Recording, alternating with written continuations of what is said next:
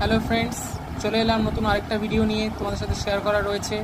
দেখো, কিছুদিন আগে আমি বীরভূমের রিক্রুটমেন্টের ক্ষেত্রে একটা ভিডিও পোস্ট করেছিলাম।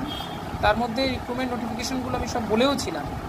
আরও আরেকটা সিঙ্গেল বীরভূম ডিস্ট্রিক্টের রিক্রুটমেন্ট বেরিয়েছে হেলথ অ্যান্ড ফ্যামিলি ওয়েলফেয়ারে। আমি বলে দিচ্ছি তোমাদের। রিক্রুটমেন্টটা হচ্ছে ব্লক ডেটা ম্যানেজারে। আমি দেখিয়ে দিচ্ছি। সেম ওয়েবসাইট দেখো, www.wbhealth.government.in। কেরিয়ার সেকশনে মধ্যে রিক্রুটমেন্ট সেকশনে যাবে, ওর মধ্যে পেয়ে যাবে। আমি বলে দিচ্ছি, দেখো এই হচ্ছে recruitment notification, recruitment notice for the post of data manager. Actually এটা ব্লক ডেটা ম্যানেজার হওয়ার কথা, এটা ডেটা ম্যানেজার লিখে দিয়েছে। যাই হোক, এখানে লেখা আছে ব্লক ডেটা ম্যানেজার। নোটিফিকেশনটা খুলছে, দেখো এই হচ্ছে নোটিফিকেশন। দেখো, এটা একটাই ভ্যাকেন্সি রয়েছে, সেটা শিডিউল ট্রাইবে এসটি। পোস্টিং আছে ব্লক পাবলিক হেলথ ইউনিটে।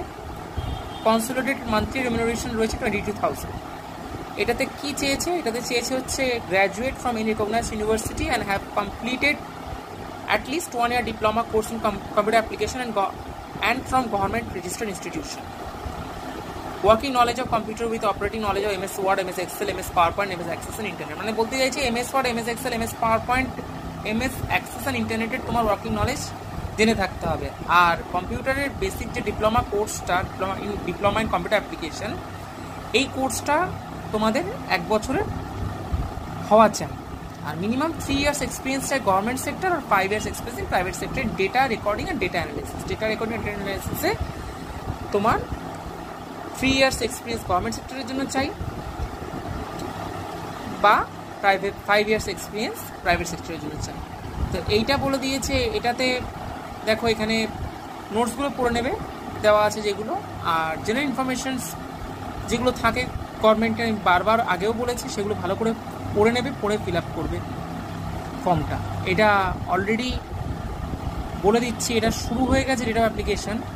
আমি বলে দিচ্ছি কবে থেকে শুরু হয়েছে। এটা স্টার্ট হয়ে গেছে 18 সেপ্টেম্বর 2025 থেকে, এটা চলবে 18 অক্টোবর 2025, মানে 1 মাস ধরে চলবে।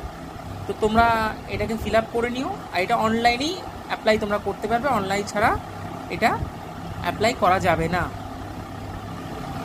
ভালোভাবে রিক্রুটমেন্ট নোটিফিকেশনটা পড়ে যা কিছু চেয়েছে সেভাবে তোমরা ফিল আপ করে ফর্মটা সাবমিট করে দিও।